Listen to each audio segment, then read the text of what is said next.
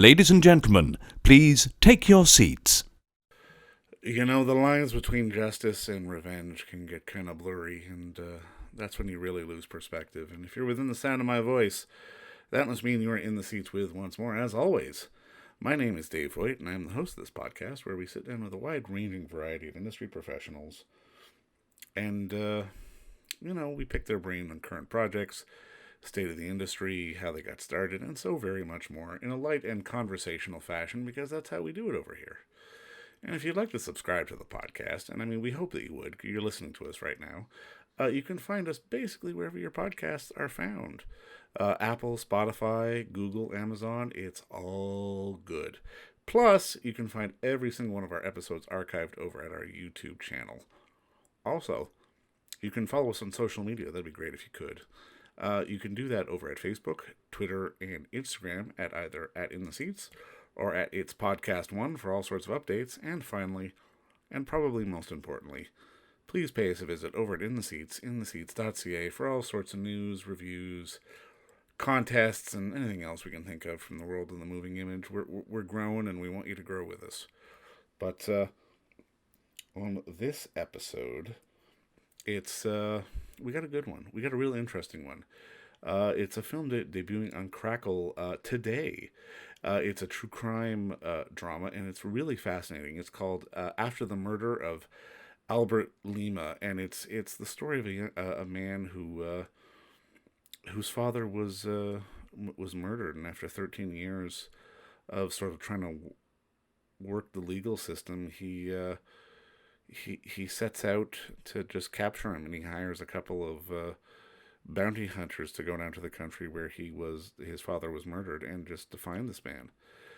It's weirdly intense. It's very compelling, but it's also really humanistic as well, because we get to look at this guy who really does lose perspective and lose sort of focus on the right way of doing things, and it's a really compelling look at sort of the human condition, especially when you're trying to sort of grieve the loss of a loved one and try to find justice for that loved one, and how things can get pretty messy along the way. But I don't give up too much. But it is launching today on the Crackle streaming service, and I do recommend you check it out. But we got a chance to sit down with the director of this documentary, one Aengus James, and basically I picked his brain just in terms of just sort of how he found this story and how much in danger he felt like he was, because it is one of those films where there will be a few moments where you're going to put your hand up to your face and cringe to see the things that actually go on. But Aengus was there to catch it all, and we had a really good talk, and I certainly hope you enjoy it, because I know I did. And please enjoy his film After the Murder of Albert Lima, which is on Crackle today. So if you haven't signed up or already have Crackle, I do recommend you go do it, because it's worth it, if only for this film. See you later. Well, first off, man, I love the movie. I was so transfixed by it, because going through it all, I felt like it was a kind of documentary I was almost watching with my hand covering my face, going like, oh my God, are they doing that? Are they doing that? They're actually doing it. Can you walk me through, I guess, maybe hearing this story and getting embedded with these people, if that's the right word? Yeah. So it's actually a friend of mine who's a showrunner out in Hollywood. He went to is a sort of like a seminar for Latinos in film, and he met Paul there. Paul was looking to get someone to help him make his documentary film, because he was making a documentary about his dad in order to raise awareness and hopefully get his dad's killer caught. And so this guy put Paul and I in touch, and I'd watched his film, and I said to Paul that it was amazing. His journey that he had been on was amazing, but the film that he was making felt more of sort of almost something that was just for his family. Yeah. I didn't really feel as commercial. And he said, yeah, well, I forget about that. I don't even really want to, I'm not even doing that anymore. I've tried everything I can, and I've hired these two bounty hunters. I'm gonna go down and capture my father's killer myself. And when he told me that, I thought, well, that's a film. That's a movie. Yeah. Um, and then we got to know each other, for a while. I mean, we were working together. I mean, we were just sort of talking about it for a while, but he was trying to figure out when to go. And then his contact on the island, this American family who had been through sort of a pretty big ordeal themselves, they were arranging to get him guns and some of the supplies he needed, and they had to suddenly leave the island. So it all really happened last minute when we finally went, and it all came together. It was really a last minute thing because, like I said, the Crims were in danger, and that Paul had spent over a year cultivating a relationship with them. Was it a hard sell, especially with the bounty hunters, the professionals, to sort of get a film crew embedded with them on this sort of nebulous journey? It wasn't as hard as I thought it would be. I'd say there's something about the camera these days where everybody's, wants to be a part of it and wants to be.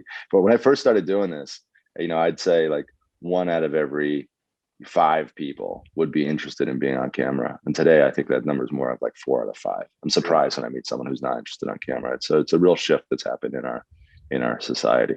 I'm still someone that doesn't want to be on camera, just for the record. Hey, no problem.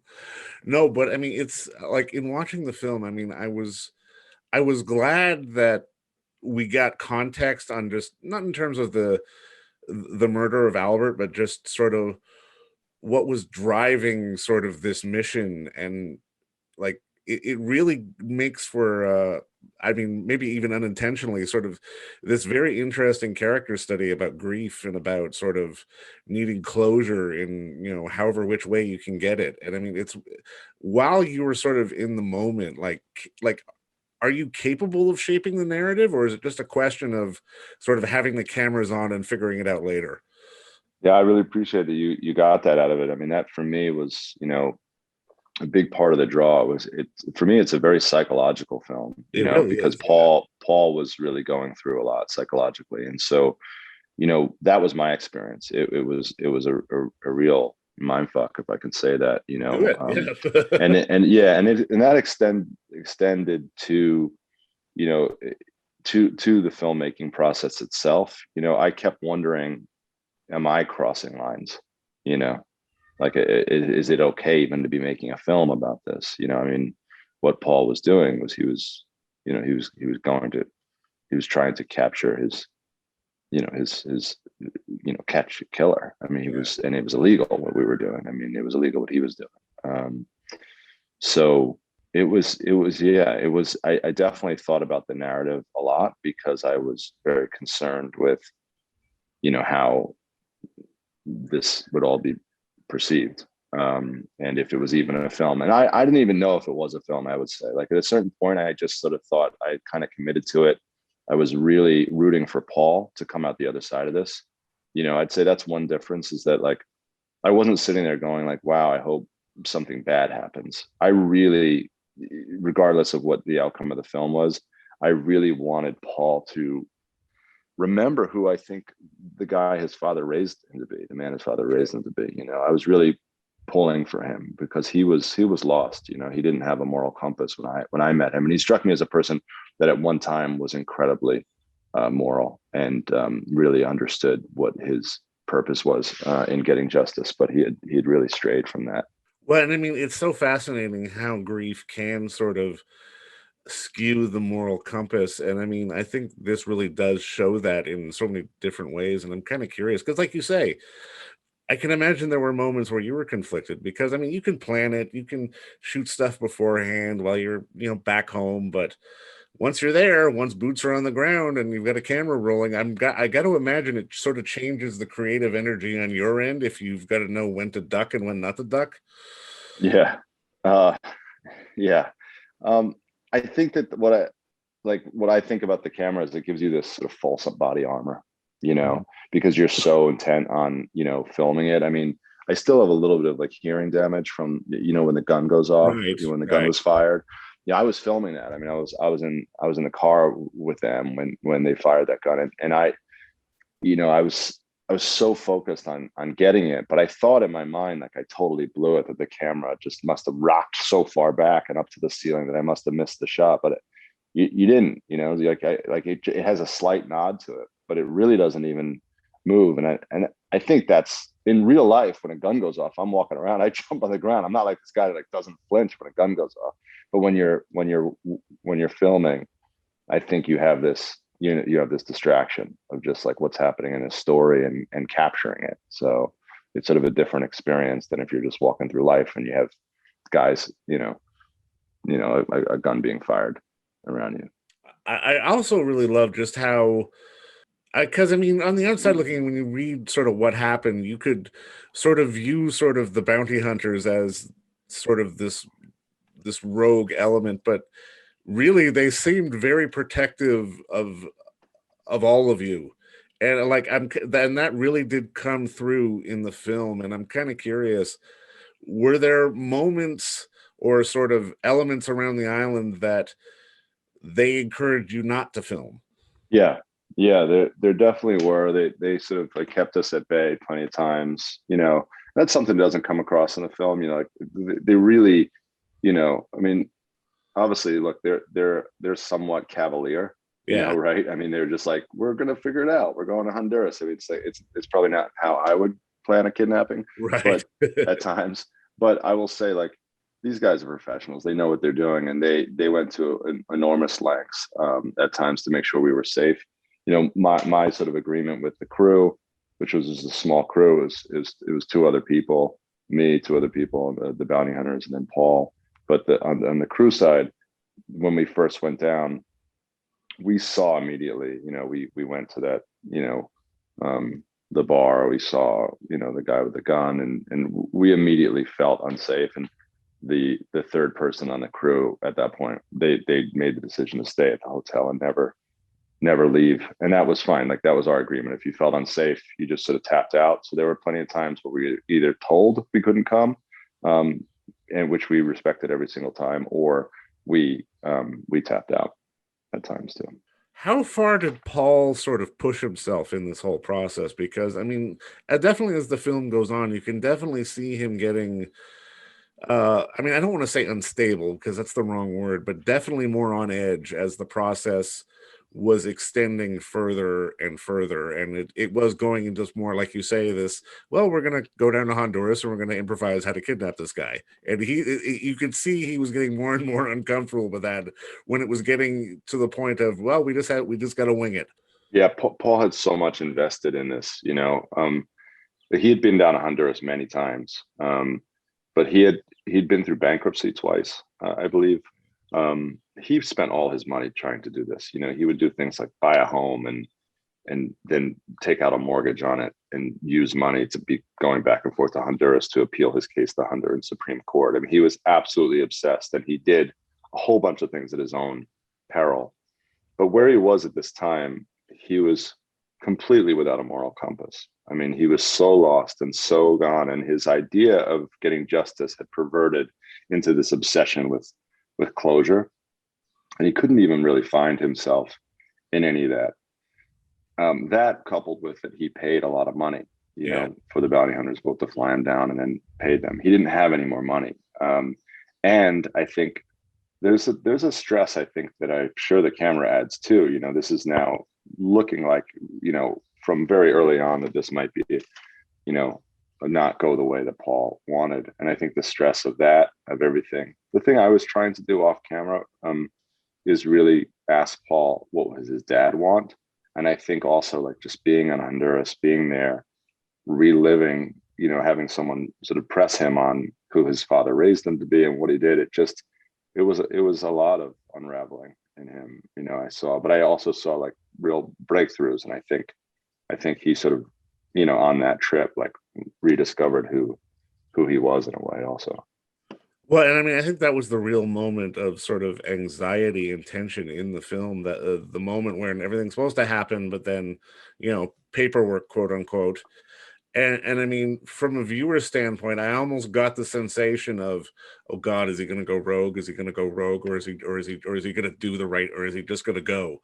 And I mean, were there moments where you felt like, oh shit, this might be getting out of hand?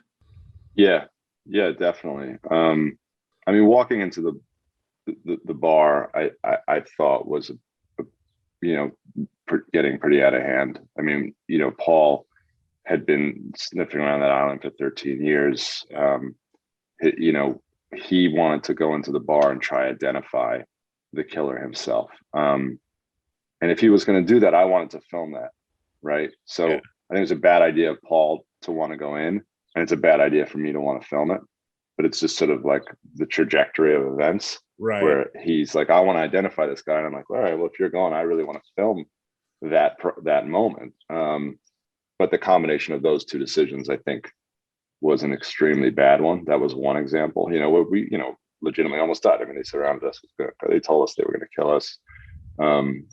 They eventually did let us go, but while we were leaving, there was a guy. This is not in the film, but there's a guy with a gun walking down the hill, saying that I have eyes on them. And what we realized in that moment is that they weren't letting us go. They just didn't want us to kill us in the bar. They wanted to kill us outside the bar. Yeah. And at that moment, the car pulled up. We drove away. So that was probably the heightened moment of it. I was very nervous about Paul coming face to face with his father's killer and what would happen there, because he was unstable at the time. I'm so glad the film also had at least sort of a measure of closure to the entire story. And I mean, because so many of these stories don't. And like, how important was it for you to sort of go, oh, have that sort of moment of exhale to be able to get a little bit of some sense of resolution, as it were? Because I mean, like I say, we don't always get that in these kind of stories. Sometimes they just tend to be sort of left floating in the air and unresolved. Yeah, I mean, I was the real story that I was. There was this crazy external journey, right? Paul's hired 2 bounty hunters to go down to Honduras and kidnap his father's killer. That's the external journey you're going on, which is sort of like, what is that? What is that? But internally, it's a journey of him trying to find his father again and realize who the person his father raised him to be. True. And what he had done over the course of 13 years is staggering. He had got Oral arrested, but the killer arrested, and he just paid off a judge and walked out the back door. He had appealed his case all the way to Honduran Supreme Court. He had won, but there was no task force to go and do that, because in the island, the local police just didn't care. He then went to the United States Senate. He got a bill passed. I mean, years we're talking about, right? He got a bill passed to fund a task force to go after and prosecute people in Honduras who had murdered Americans there, because it was about 35, 40 Americans getting murdered there a year. He did all of that, and he thought he was going to win at every single one of those decisions right along the way. When Oral got arrested, when he won his case in the Supreme Court, when he got the bill funded, and every single time it was a no, no, no. So what I was most pleased about is that all of Paul's efforts that he had done, all the things that he did right, not the hiring of the bounty hunters, all the things he did right, did end up, helping him form, some closure, as you said. No, and you're right. And that's the important message to get across in this film for sure. And I mean, I guess just to put a bow on this, uh, I'm always curious what gets people into this business, because I mean, you can't manufacture this story. And I mean, it always seems to me like documentary filmmaking either is something that's planned and researched, or it's, I met a guy and he tells me a story, and then, oh shit, I got to run and go shoot it. It always seems to be those two extremes. I'm kind of curious, what was sort of your intro into the business? I really just wanted to tell stories. I believe everybody has a story to tell. It's not necessarily that everybody's story is the most commercial story, Right. but everybody has a story to tell. And for me, it's like a drug. The camera provokes people to be profound. There's something about when you press that red button, you get the most heightened sense of people. It's the reason why, like on This American Life or whatever, the grandfather tells his granddaughter, I never told this to anyone, but it's like, they're not lucky. They're just like, we all understand that our sort of mortality, is sort of maybe avoided with this recording, this like magical device that just is going to capture this thing. So I'm not one of those filmmakers that believes like, oh, I didn't affect the outcome. Like I really do. I think a camera changes things. I think unless people don't know they're being filmed, it's different. So I'm not necessarily trying to pretend or experience like, oh, just pretend the camera's not there. I don't really think that's possible. I go on this journey and, as a participant really, and just understanding that my role there can change the outcome, and hopefully in some ways like for the better, right? Like I don't want Paul to get hurt. I don't want something really, really bad to happen. But yeah, it's for me, it's like, there's nothing else you can do where you get to like, walk in a world. One day I'm, going down to kidnap a killer in Honduras, and the next day I'm, doing something totally different. So it's a wild, wild, wild life.